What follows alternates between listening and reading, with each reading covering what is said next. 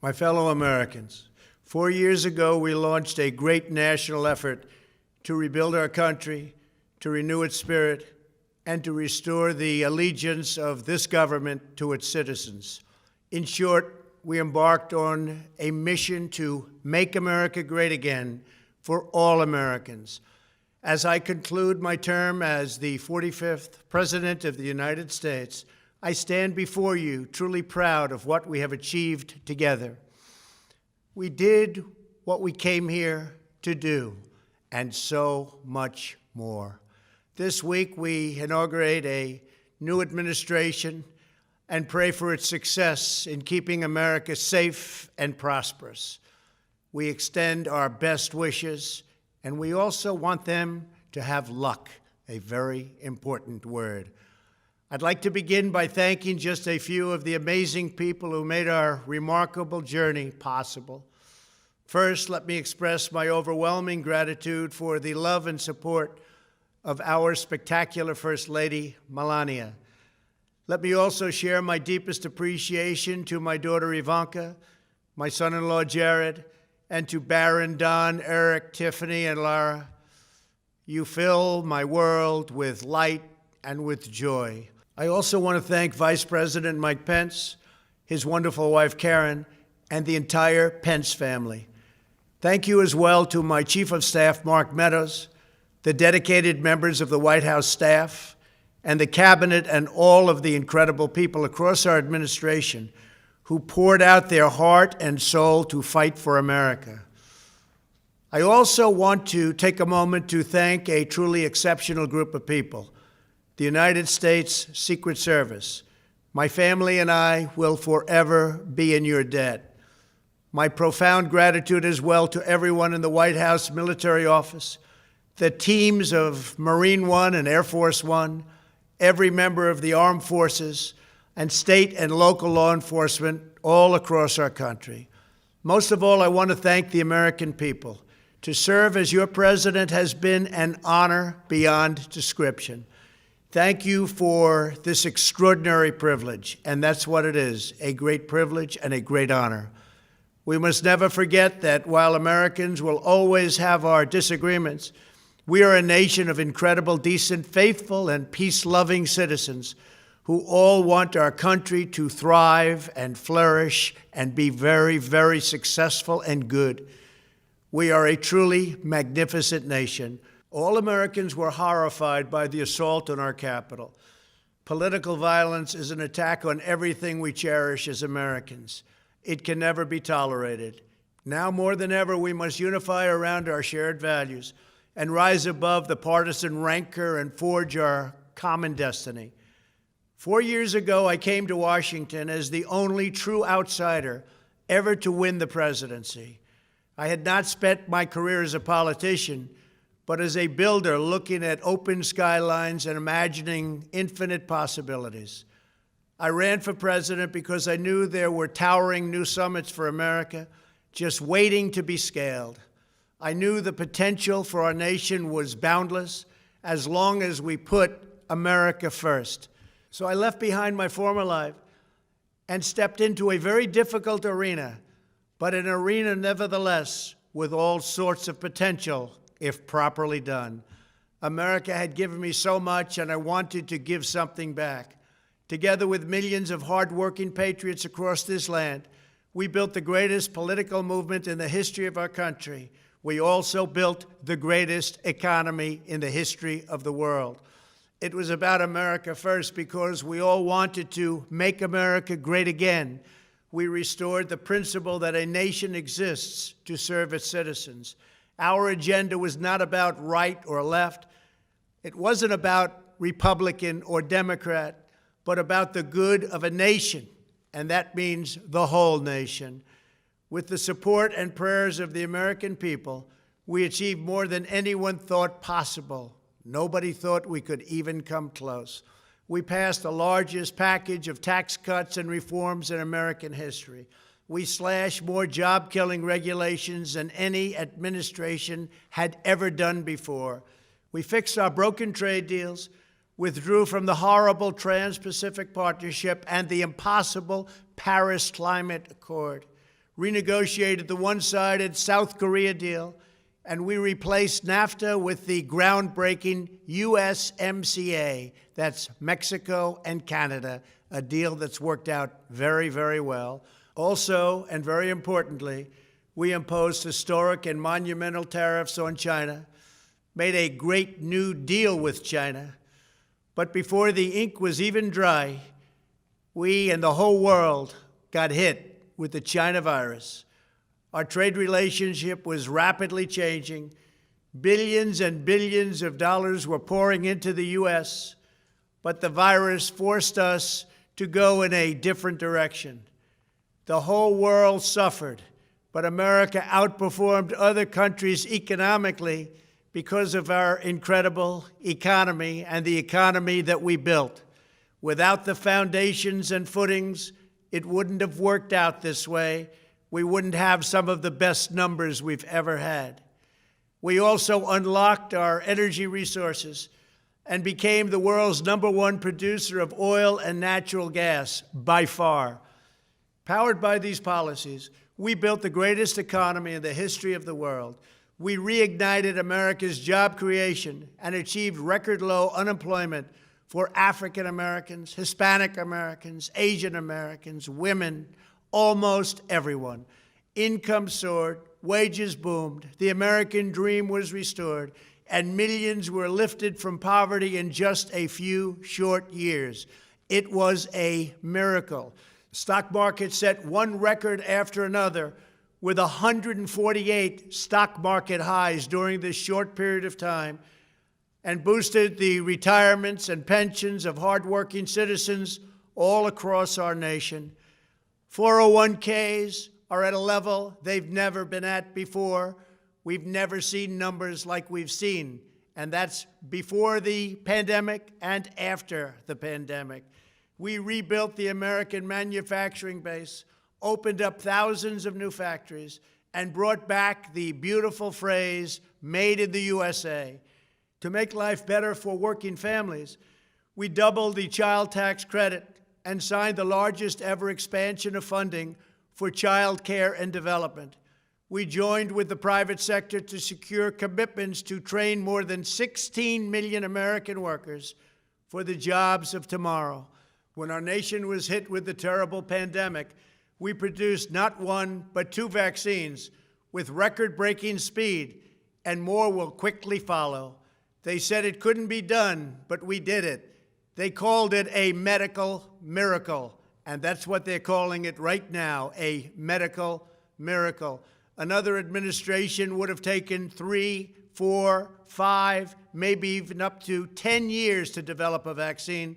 We did it in 9 months. We grieve for every life lost, and we pledge in their memory to wipe out this horrible pandemic once and for all. When the virus took its brutal toll on the world's economy, we launched the fastest economic recovery our country has ever seen. We passed nearly $4 trillion in economic relief, saved or supported over 50 million jobs, and slashed the unemployment rate in half. These are numbers that our country has never seen before. We created choice and transparency in healthcare, stood up to Big Pharma in so many ways, but especially in our effort to get favored nations clauses added, which will give us the lowest prescription drug prices anywhere in the world. We passed VA choice, VA accountability, right to try, and landmark criminal justice reform. We confirmed 3 new justices of the United States Supreme Court. We appointed nearly 300 federal judges to interpret our Constitution as written. For years, the American people pleaded with Washington to finally secure the nation's borders. I am pleased to say we answered that plea and achieved the most secure border in U.S. history. We have given our brave border agents and heroic ICE officers the tools they need to do their jobs better than they have ever done before, and to enforce our laws and keep America safe. We proudly leave the next administration with the strongest and most robust border security measures ever put into place. This includes historic agreements with Mexico, Guatemala, Honduras, and El Salvador, along with more than 450 miles of powerful new wall. We restored American strength at home and American leadership abroad. The world respects us again. Please don't lose that respect. We reclaimed our sovereignty by standing up for America at the United Nations and withdrawing from the one-sided global deals that never served our interest. And NATO countries are now paying hundreds of billions of dollars more than when I arrived just a few years ago. It was very unfair. We were paying the cost for the world. Now the world is helping us. And perhaps most importantly of all, with nearly $3 trillion, we fully rebuilt the American military, all made in the USA. We launched the first new branch of the United States Armed Forces in 75 years, the Space Force. And last spring, I stood at Kennedy Space Center in Florida and watched as American astronauts returned to space on American rockets for the first time in many, many years. We revitalized our alliances and rallied the nations of the world to stand up to China like never before. We obliterated the ISIS caliphate and ended the wretched life of its founder and leader, al-Baghdadi. We stood up to the oppressive Iranian regime and killed the world's top terrorist, Iranian butcher Qasem Soleimani. We recognized Jerusalem as the capital of Israel and recognized Israeli sovereignty over the Golan Heights. As a result of our bold diplomacy and principled realism, we achieved a series of historic peace deals in the Middle East. Nobody believed it could happen. The Abraham Accords opened the doors to a future of peace and harmony, not violence and bloodshed. It is the dawn of a new Middle East, and we are bringing our soldiers home. I am especially proud to be the first president in decades who has started no new wars. Above all, we have reasserted the sacred idea that in America, the government answers to the people. Our guiding light, our North Star, our unwavering conviction has been that we are here to serve the noble, everyday citizens of America. Our allegiance is not to the special interests, corporations, or global entities. It's to our children, our citizens, and to our nation itself. As president, my top priority, my constant concern, has always been the best interests of American workers and American families. I did not seek the easiest course. By far, it was actually the most difficult. I did not seek the path that would get the least criticism. I took on the tough battles, the hardest fights, the most difficult choices, because that's what you elected me to do. Your needs were my first and last unyielding focus. This, I hope, will be our greatest legacy. Together, we put the American people back in charge of our country. We restored self-government. We restored the idea that in America, no one is forgotten because everyone matters and everyone has a voice. We fought for the principle that every citizen is entitled to equal dignity, equal treatment, and equal rights because we are all made equal by God. Everyone is entitled to be treated with respect, to have their voice heard, and to have their government listen. You are loyal to your country, and my administration was always loyal to you. We worked to build a country in which every citizen could find a great job and support their wonderful families. We fought for the communities where every American could be safe and schools where every child could learn.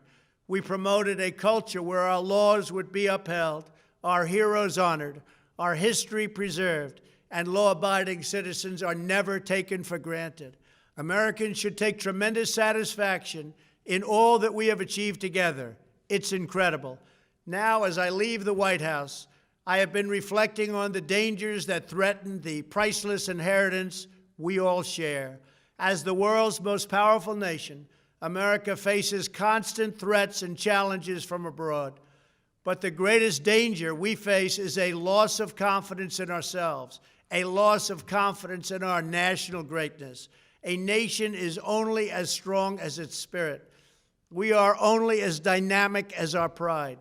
We are only as vibrant as the faith that beats in the hearts of our people. No nation can long thrive that loses faith in its own values, history, and heroes, for these are the very sources of our unity and our vitality.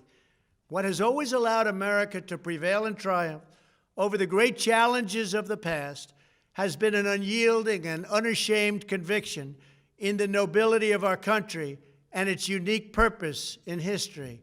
We must never lose this conviction. We must never forsake our belief in America.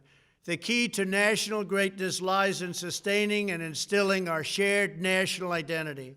That means focusing on what we have in common, the heritage that we all share. At the center of this heritage is also a robust belief in free expression, free speech, and open debate. Only if we forget who we are and how we got here could we ever allow political censorship and blacklisting to take place in America. It's not even thinkable. Shutting down free and open debate violates our core values and most enduring traditions. In America, we don't insist on absolute conformity or enforce rigid orthodoxies and punitive speech codes. We just don't do that. America is not a timid nation of tame souls who need to be sheltered and protected from those with whom we disagree. That's not who we are. It will never be who we are. For nearly 250 years, in the face of every challenge, Americans have always summoned our unmatched courage, confidence, and fierce independence. These are the miraculous traits that once led millions of everyday citizens to set out across a wild continent and carve out a new life in the Great West. It was the same profound love of our God-given freedom that willed our soldiers into battle and our astronauts into space. As I think back on the past 4 years, one image rises in my mind above all others. Whenever I traveled all along the motorcade route, there were thousands and thousands of people. They came out with their families so that they could stand as we passed and proudly wave our great American flag. It never failed to deeply move me. I knew that they did not just come out to show their support of me. They came out to show me their support and love for our country. This is a republic of proud citizens who are united by our common conviction that America is the greatest nation in all of history. We are and must always be a land of hope, of light, and of glory to all the world. This is the precious inheritance that we must safeguard at every single turn. For the past 4 years, I have worked to do just that. From a great hall of Muslim leaders in Riyadh to a great square of Polish people in Warsaw, from the floor of the Korean Assembly to the podium at the United Nations General Assembly, and from the Forbidden City in Beijing to the shadow of Mount Rushmore, I fought for you, I fought for your family, I fought for our country. Above all, I fought for America and all it stands for, and that is safe, strong, proud, and free. Now, as I prepare to hand power over to a new administration at noon on Wednesday, I want you to know that the movement we started is only just beginning. There's never been anything like it. The belief that a nation must serve its citizens will not dwindle, but instead only grow stronger by the day. As long as the American people hold in their hearts deep and devoted love of country, then there is nothing that this nation cannot achieve. Our communities will flourish, our people will be prosperous, our traditions will be cherished, our faith will be strong, and our future will be brighter than ever before. I go from this majestic place with a loyal and joyful heart, an optimistic spirit, and a supreme confidence that for our country and for our children, the best is yet to come. Thank you and farewell. God bless you. God bless the United States of America.